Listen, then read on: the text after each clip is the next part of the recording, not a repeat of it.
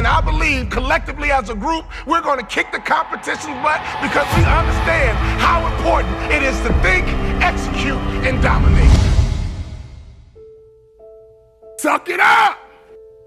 Get tough. Suck it up. Get tough. People want to have success. People want to make a lot of money, but they want it to be easy without any challenges. Do you think it was easy for me to become one of the top 450 basketball players in the world that you never heard of? The only way I made it to the NBA is I was fundamentally sound, I was mentally tough, and I never quit. And even when I wanted to quit, I had people in my life that would make sure I didn't quit. I hired and set out the top 10 motivational speakers, watched all their videos, and I watched them one by one because I understand that if I pay attention to what the best are doing, I could be the best too. I watched game film on Michael Jordan. No matter how much I watched, I couldn't do what Michael Jordan could do. I would watch Magic Johnson. I couldn't do what Magic Johnson would do, but I sat there and had these videos. I watched Les Brown, Zig Ziglar, Tony Robbins. My wife was scared. I was scared. I called her to my office and I said what husbands say. I said, babe, we're gonna be okay. Every month the checking account was dwindling. I said, babe, we're gonna be okay. Let's start a motivational speaking business. I go to Jerry Sloan and I say, Jerry, I'm trying to make your team, but since we don't scrimmage, I feel like I can't show you what I can do. Go to Corral, hear me clearly. Listen to his answer, and it will unlock some mysteries as to how you become the best in the world at what you do over a long period of time. Jerry, I'm trying to make your team, but I feel like I can't show you what I can do.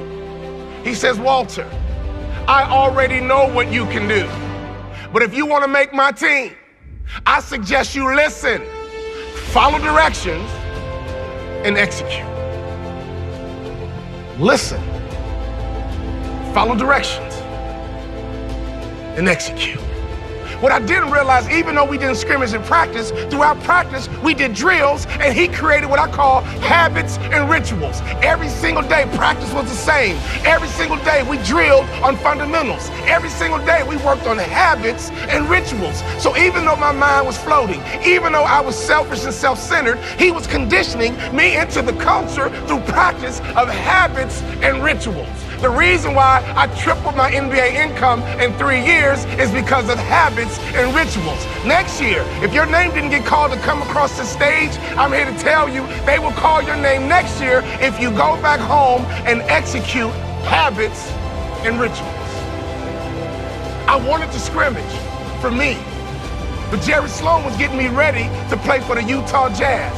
So every day, it was about habits and rituals.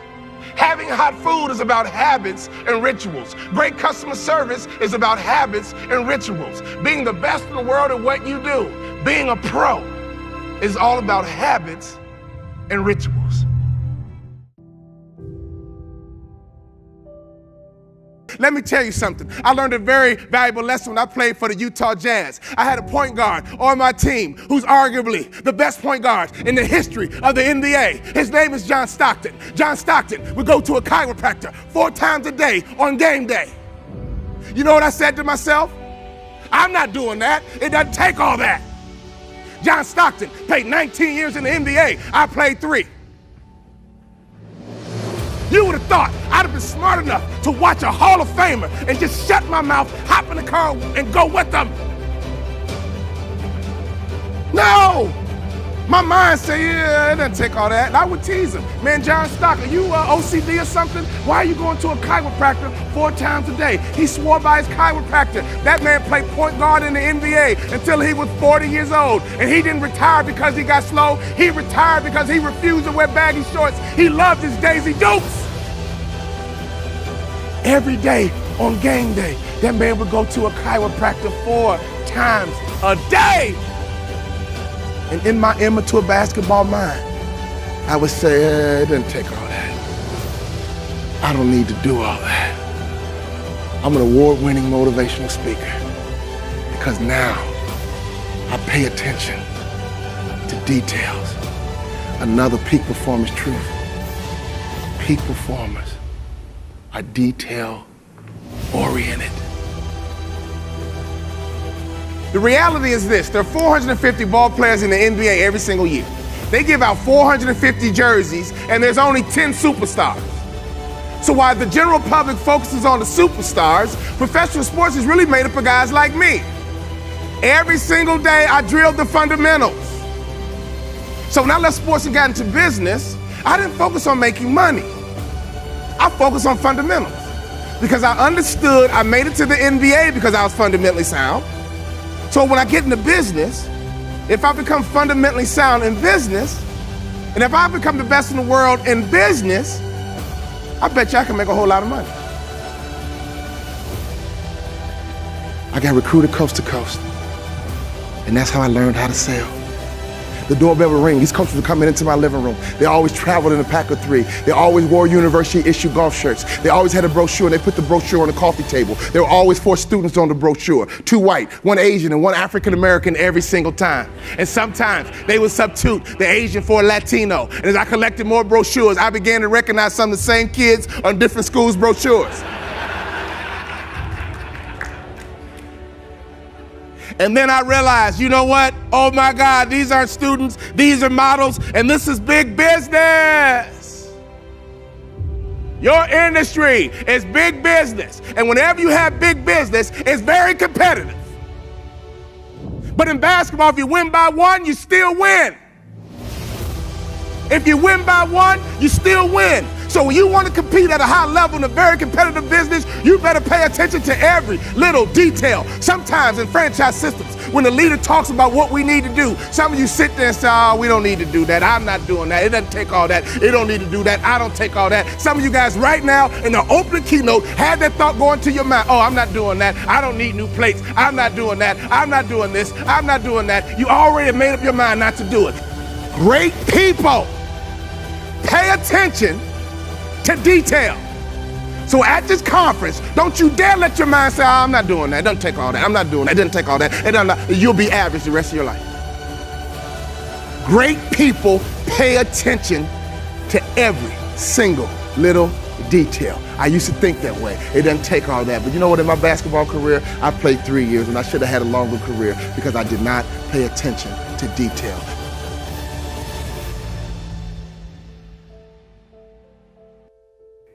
I'm kicking my competition's butt, mainly because I cut off the news, and I understand my success is based on my daily habits. The first day of high school, I walked in full of confidence. I believe confidence is arrogance under control. I walked in my first day of high school full of confidence until I passed the principal's office. And he was 6'6", 240 pounds. Everybody else called him Mr. Bond, but I called him Dad. That first day of school was the longest day of my life. I attended high school in Chicago's inner city where my father was a principal of my high school.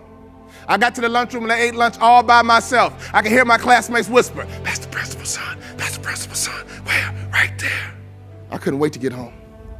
I made up my mind, when I get home, I'm gonna throw a pity party. Go ahead and cry, feel sorry for yourself. Be angry, be frustrated, but I only give you 3 days. I went home that first day of school and I threw me a 3-day pity party. You guys don't know me, but I know how to party.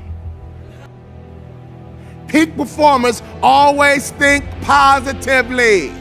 So go ahead and throw your pity party for 3 days, and that's it. Every other thought after that 3rd day, make sure it's positive. If you see you or feel yourself thinking negatively, stop it right then. And reprogram your mind to think positive. I'll give you 3 days. Go ahead and do it. I do it myself all the time. But I threw that 3-day pity party and I came up with a plan. I'm going back to high school. I'll be starting a baseball team, basketball team, football team, president of my journalism club. My classmates are going to vote me most likely to succeed. 4 years later, after my pity party, I got focused. When I was an immature basketball player, I didn't get that concept. I had another teammate named Karl Malone, who arguably had the best body in the history of the NBA. I would go to restaurants with him, and he annoyed me. I couldn't even imagine what the waitress felt like. He annoyed me. Now, he had the best body of all time in the NBA, but he annoyed me at restaurants. He would order grilled chicken Caesar salads, and he would ask the waitress, when you grill my chicken Caesar salad, could you make sure there's no char marks on my chicken breast? You want her to levitate the chicken over the grill? I mean, what do you want her to? Very picky, very meticulous. Will Walter Charmarks have carcinogens? Carcinogens create cancer. I want the chicken breast, but I don't want the cancer. Another time he ordered a chicken salad. This man was 6'9", 256 pounds. He always ate salads, and I rarely saw him clear his plate. Had the best body of all time in the NBA. He ordered a chicken salad one time. It came with hard-boiled eggs. The salad came out. He says, I don't want hard-boiled eggs. They're high in cholesterol. And we're in Salt Lake City. They all know who we are. We're the only brothers in town. Well, Mr. Malone, the salads are pre-made and the egg is crumbled over the salad. Well, would you mind picking it out for me? He annoyed me. I would go behind his back. I would apologize to the waitress and give her an extra tip. Me? I ate whatever they brought me. French fries? Cool. Gravy? Cool. This the wrong order. I'll keep this and I'll eat the other food you bring out too. He annoyed me when he ordered food because I thought he was difficult. Karl Malone played 20 years in the NBA. I played 3. I actually have motivational speakers calling me saying, Walter, we're in a recession. I'm thinking about quitting and getting a real job. Now, isn't that an oxymoron? A motivational speaker quitting. You know what I do when I get those phone calls? I motivate them to quit. Because in my mind, if it's going to be a dog-eat-dog world, I'm going to be the big dog. And I always ask them a question because they say, you know, Walter, the economy, the recession, the economy, the recession. I don't trust the media. I was a high school basketball star. I began to deal with the media when I was 16, 17, 18 years old. I understand how the media operates. I understand how they make money. So I always challenge these motivational speakers. Well, if we're in a recession, how do you know? Prove it to me. Answer's always the same. Heard it on the news. Let me show you how it plays out. I just had a financial service firm book me for 30 events. If you multiply my feet times 30, that's an NBA contract. They wanted these events dealt and delivered in 90 days. My fellow motivational speaker friends stopped marketing to financial service firms because they were convinced that financial service firms weren't spending money based on the AIG pushback. Is everybody with me? In 90 days, I made NBA money merely because I don't trust a thing the media says.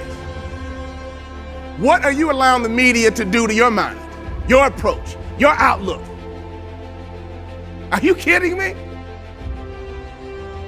I could always hear my daddy's voice. I don't care where I was. I could be on a school bus. I could be in the lunchroom. I could be on the playground. I could be somewhere I shouldn't be. I could always hear my daddy's voice. My daddy could protect me on the streets of Chicago when he was not even there. You have children. You have grandchildren.